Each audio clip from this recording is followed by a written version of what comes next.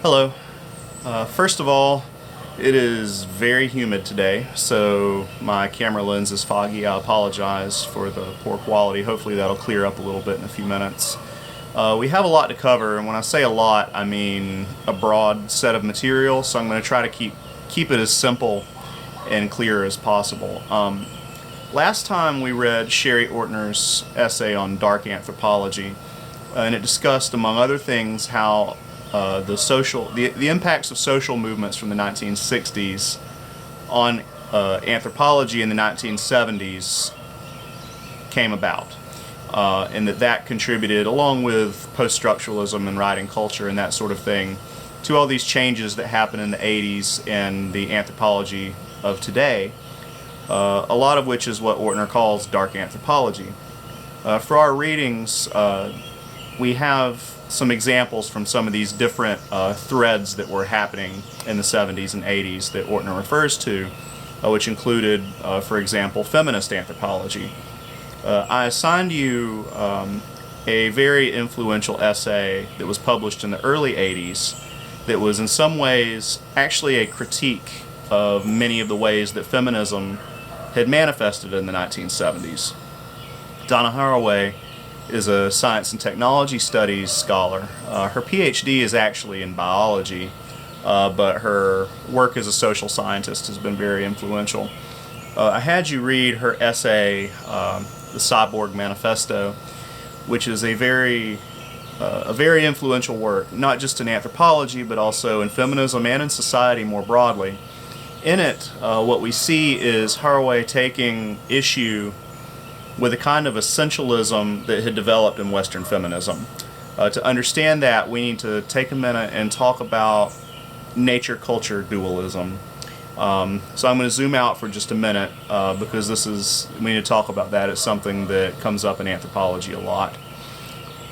There are a lot of different ways that various people around the world understand things like who they are, who we are as human beings, and how we relate to other beings and objects in our environment. An observation or argument that has been made in anthropology is that in Western philosophy, there's a tendency to categorize things that exist in the world as belonging to one of two realms. One realm is the realm of nature, and the other is the realm of culture.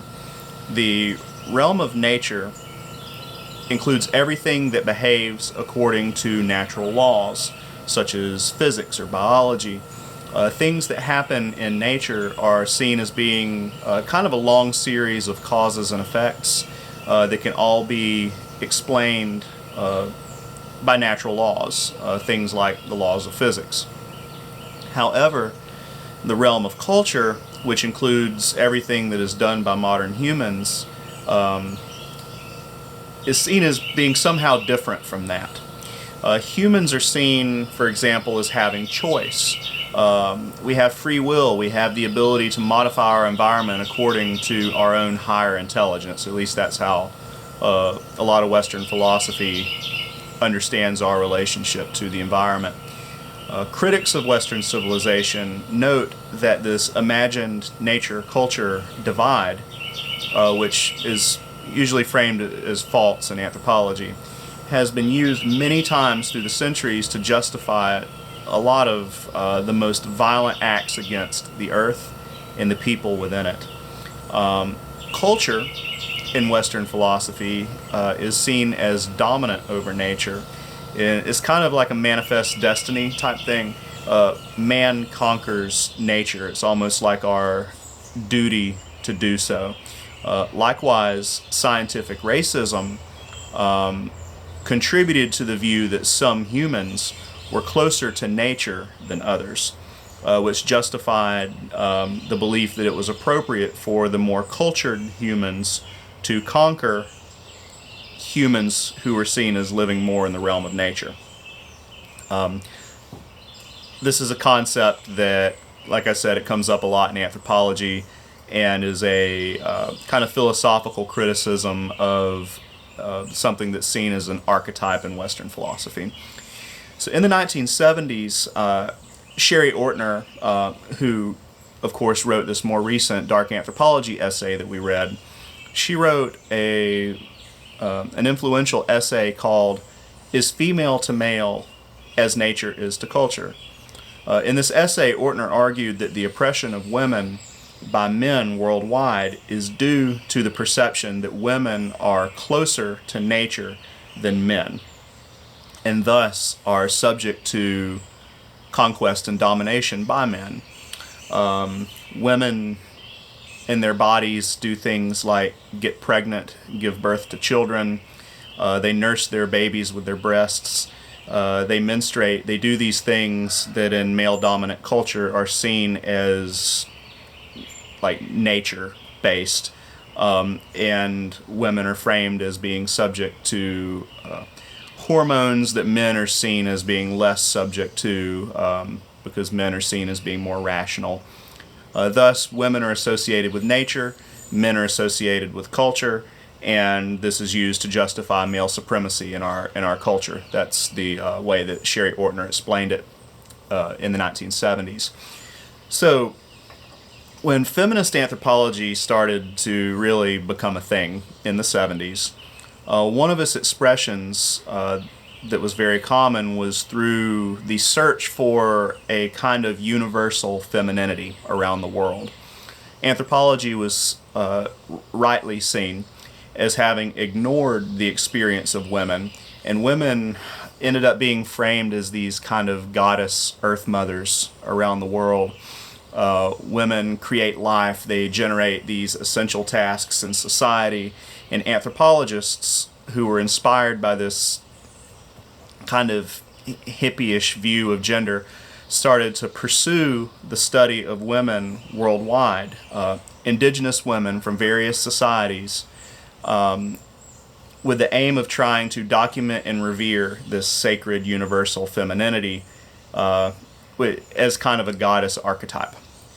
Donna Haraway was not having this. A big part of what she's arguing in this essay is that the search for the universal feminine and the elevation of this goddess construct is a form of reductionism that puts women in a box. It tells women what they are supposed to be, and also it's inaccurate. Who are these anthropologists, these Western anthropologists from the United States and such, to say that there's something universal in the experience of their femininity, and that every woman from every culture in the world experiences femininity in this way? Who are they even to define what a woman is, or what a woman is imagined to be in 1,000 different places on Earth? If we look at the terms that Ortner uses in her critique of gender discrimination and the nature-culture divide, Haraway might say that many of her feminist peers were like taking that nature-culture divide for granted and making it real, reifying it, and forcing women into this nature role. So you might also consider that feminism of that era regarded technology with a lot of suspicion. In my medical anthropology class last semester, we talked about how reproductive technologies that were coming around in this era, things like birth control and IVF, when these came onto the scene, that there was actually a feminist backlash against them, because they viewed these technologies as not empowering women, but as something that was representative of male technology that was invading and dominating female natural space.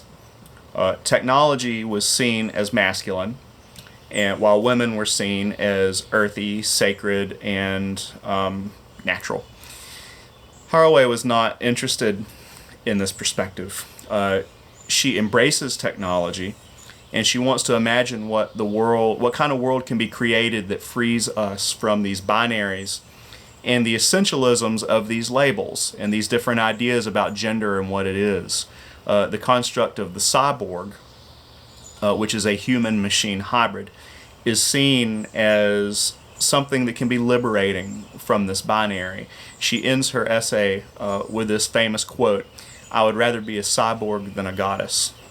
And if people don't know anything else about Donna Haraway, they know that quote. It's a pretty famous quote. So this piece is kind of hard to read the way that it's written, the language. There's some maybe some wordplay and things that make it not something that everyone enjoys reading, even when they read it and they say, okay, that made a pretty good point.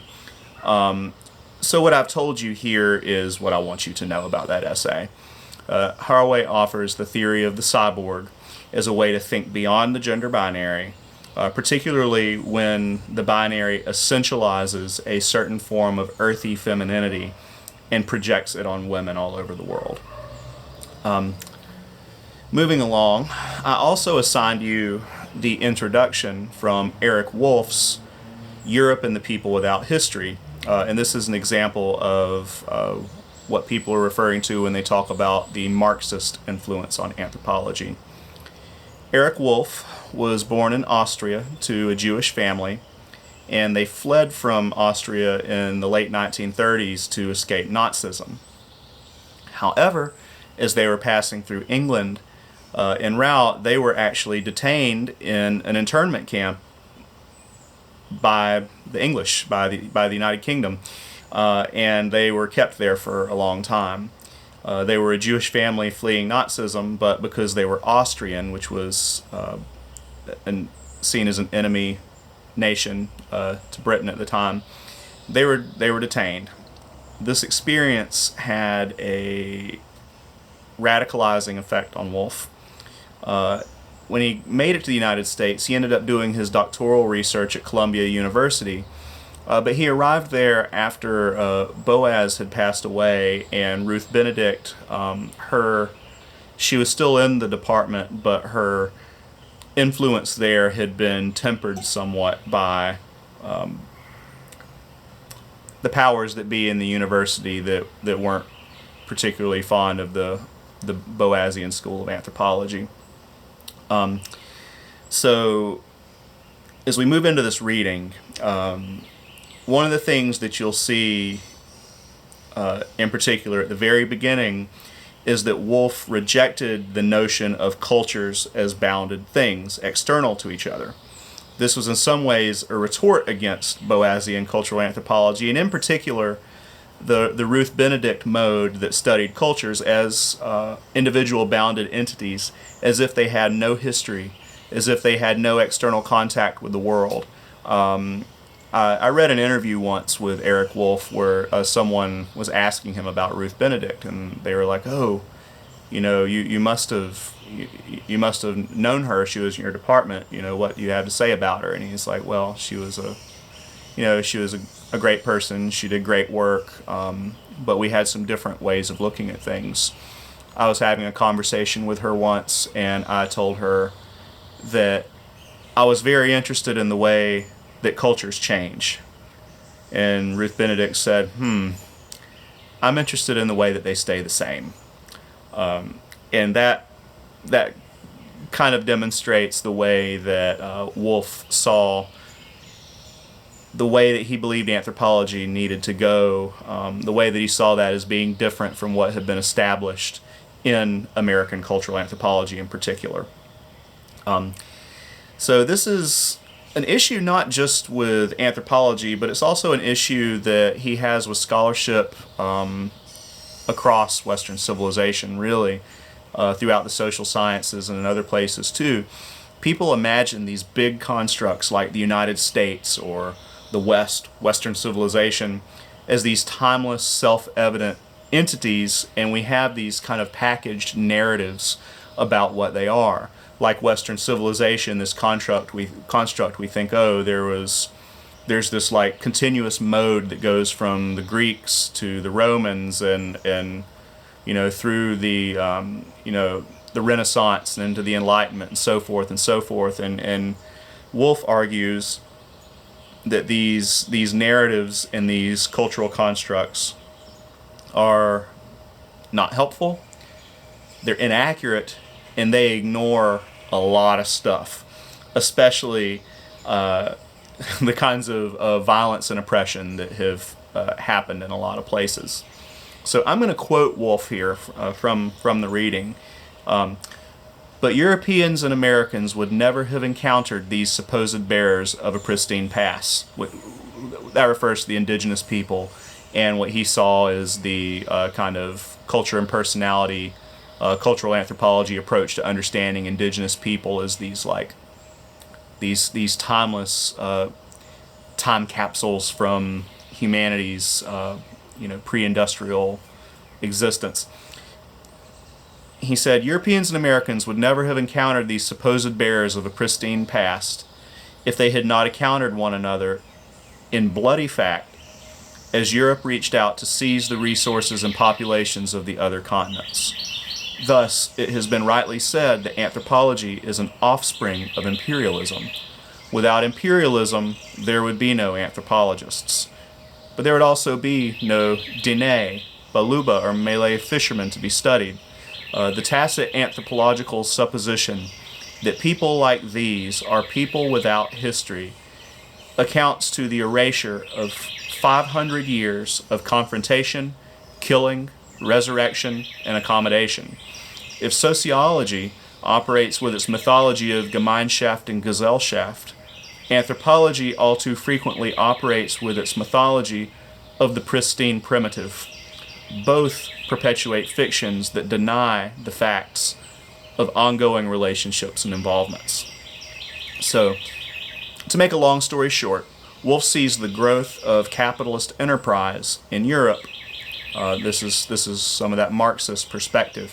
He sees the growth of capitalist enterprise in Europe as having had a tremendous impact on peoples all over the world, and he opposes the anthropological approach of treating indigenous peoples around the world as timeless and their cultures as not being contingent to the violence of colonialism and imperialism.